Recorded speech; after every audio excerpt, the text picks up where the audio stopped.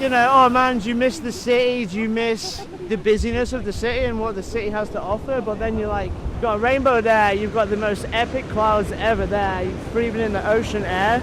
It's like, what more do you want? You know, it's perfect. Ready? I'm ready, brother. Yeah. Man, how crazy is that? It's my favourite place for a sandwich anyway. I've got to the point where I'm in the locals club, so it feels good. London's not going anywhere, I can go back, you know, but I'm not planning to go back. Yeah, that was special, it was good.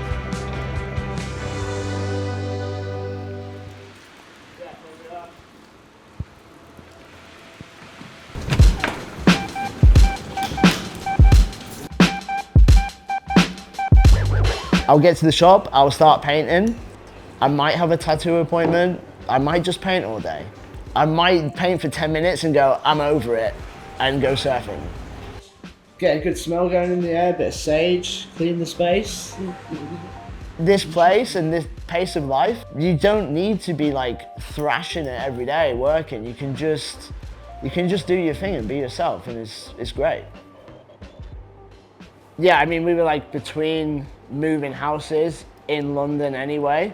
Yeah, we just couldn't find anywhere. It just wasn't working out. I just got obsessed with the idea that I just wanted to go surfing. I just thought it would refresh our house search and what we were doing. And then we came here and we got an Airbnb literally on that row of houses there. On the first day, walked past this shop and there's a sign like there, shop to let and a phone number. On my way to the surf lesson, like on the first day, and I took a picture of it and then went out for a few drinks later and I was like, I'm just gonna text that number. Yeah, they were like, what do you wanna do? And I was like, tattoo shop. And they were like, do it. Even though everyone told me and I knew that I should be a painter and I always was drawing my whole life, I got really into photography and skating. So like pretty much all my friends I skated with were better than me. So I was like the camera guy, you know? I shot all these on film, yeah. In fact, that's my bike, my old shovelhead. But yeah, just the art pulled me back when I started getting tattooed. And yeah, just was lucky that some people that I was getting tattooed by kind of like took me under their wing and showed me like how to do it. But photography is like one of the things I've always like kept on the side. So like since living here, on a day like today when the surf's on and stuff like that, or if the waves are too big that I'm not going in there yet, I'll go down with my film camera and like shoot some like surfing photos and stuff. I mean, we can walk around it, it's a pretty epic coastal path.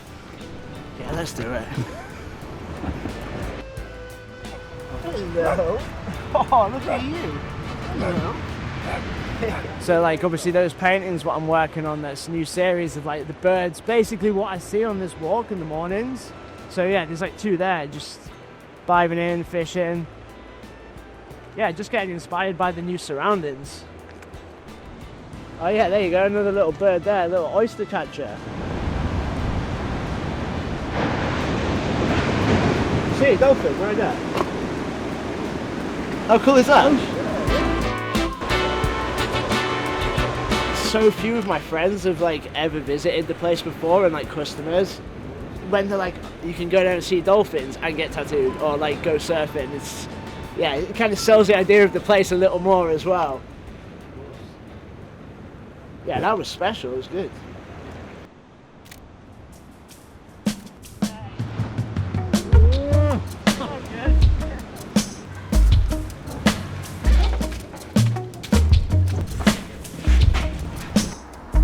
Yo, how you doing, man? How you doing? Yeah, good, you? Sandwich before we tattoo. Can I get that thing what I had last time? It's like that Toscano vibe with a bit of chili in it as well. Yeah, just fuel before we start work. Yeah, you need it, you've got to get tattooed, so yeah, always good to eat before a tattoo. What do you want to get tattooed? Any ideas? I've got gaps on my legs. Yeah, I think like if we look at the gaps, yeah, look at the flash on the shop walls. Sweet. Well, if you narrow it down to like your favourite 2 or 3 things, and cool. Then we look at the gaps, and then we just see what fits. Yes, mate. Jesus. When you're like a little kid and you're going in a skate shop and there's all the skateboards on the wall, and you're like, I want that one. You're not picking it because of the brand, you're picking it because of the image, what's on the deck. which you're gonna scratch anyway when you start like doing tricks and grinds and stuff like that. But purely on the impact of walking in the shop, seeing a load of stuff, and you're like, I'm having that. And then that's kind of what I'm trying to do with the tattoo shop. You know, the customer comes in, there's flash all over the walls, and there's gonna be something which instantly catches your eye. Do you prefer lizard or do you prefer? Dealer's choice, mate. What would you rather do? Ready? I'm ready, brother. Yeah. Let's get up. Cool. Right, here we go. Even when I was doing photography at uni for a bit, I would still draw all the time. I used to like do posters for like DIY like hardcore gigs and stuff in Leeds. Through like hardcore and like punk music and skating, that was when I first sort of like, I guess, exposed to like good tattoos.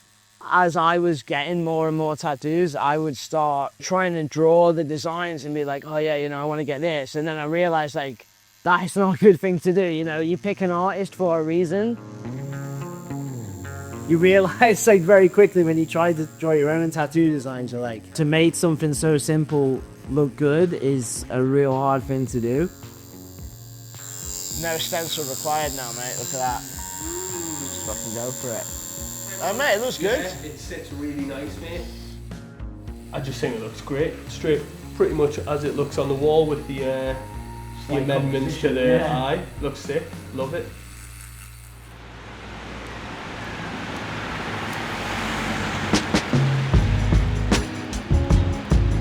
It's good to like break from tattoos to paint like this because I mean they take so long. Tattoos sort of like 2 hours, it's done. This one here and this one, it's called the Beast of Bodmin Moor. It was like a local guy came in, he saw the panthers and he was like, oh, is that the Bodmin Beast? And I was like, what is the Bodmin Beast?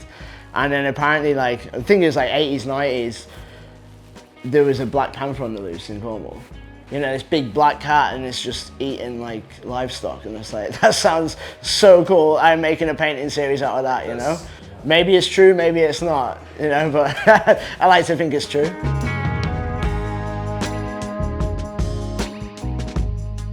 I finished this one yesterday actually, because obviously when you've got a shop, you know, I want to keep updating the flash on the walls, you know, obviously I get repeat customers all the time, so you know, I want to keep it exciting for them.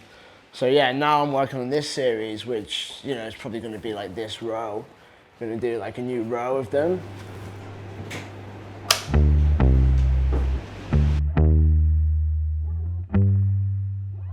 It's a bit of a jump when you move somewhere where you don't know anybody and you leave a place where your customer base is and yeah, just like your normal routine. You know, I've been living in cities basically my whole life. You feel like you should be scared, but it felt so right that I just wasn't scared.